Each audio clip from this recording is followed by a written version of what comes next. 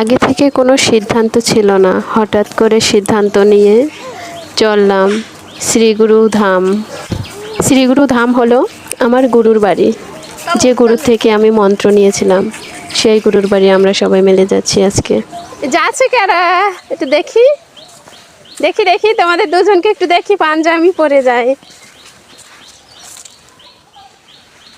সুন্দর লাগছে, চলো চলো।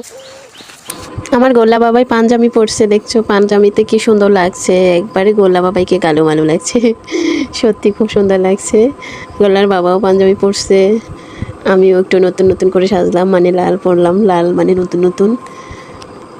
আমরা সবাই বেরিয়ে গেলাম। বের হয়ে এই যে আমাদের বাড়ির সামনে থেকে ভ্যানে উঠে, ভ্যানে করে আমরা বাস স্ট্যান্ড অবধি যাব। বলতে বলতে আমরা বাস স্ট্যান্ড চলে আসলাম। বাস স্ট্যান্ড চলে এসে বাসের টিকিট কেটে সবাই যে যার সিটে বসে পড়লাম, যে এখনও ছাড়ে নাই, ছাড়বে, অনেকটা সময় লাগবে। যে আমার গালুমালুটা কেমন লাগছে, আমার গালুমালুকে সত্যি একবারে গালুমালু লাগছে।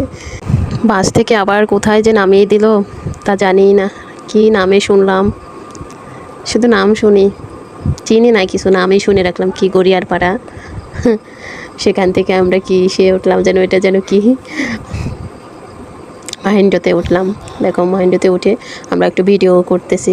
আমার গালুমালুটাকে কেমন লাগছে দেখো, গালুমালুর স্টাইল।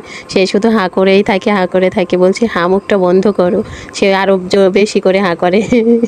এদিকে গোল্লার বাবাকে বললাম তুমি একটু তাকাও, কখনো তোমাকে ভিডিওতে পাইই না, তুমি এত ব্যস্ত স্যাস্ত মানুষ, তোমাকে কখনো ক্যামেরায় আনতেই পারি না, তাই আজকে একটু ধরে নিলাম ক্যামেরায়। আর এদিকে আমরা তো খুব আনন্দে যাচ্ছি, কিন্তু প্রচণ্ড পরিমাণে গরম ছিল, তারপরেও ভালোই লাগছে, গাড়িতে খোলামেলা ছিল, হাওয়া ছিল অনেক। বলতে বলতে আমরা সেই শ্রীগুরু ধাম মন্দিরে চলে এসেছি। এখানে এসে দাঁড়িয়ে আছি, গাড়ি থেকে নামলাম, সব কিছু নামালাম, কিছু ফল টল নিলাম আমার গুরুমা গুরু বাবার জন্য। এই আমরা ভিতরেও চলে এসেছি, আসার পরে এই হলো বাবাই। আর দেখো এখানে ঠান্ডা খেতে শুরু করছে আবার গোল্লার বাবা। সবাই আমরা এই মন্দিরে ঢুকলাম। এই হলো সেই শ্রীগুরু ধাম মন্দির।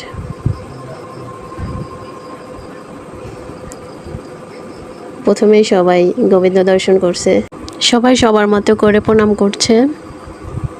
প্রণাম টনাম করে আমরা ভিতরে যাব। বাবাইকে বললাম তুমিও প্রণাম করে নাও। তারপরে এই যে দেখুন আমার বাবাইও প্রণাম করে নিল। এখন আমরা ভিতরে যাব।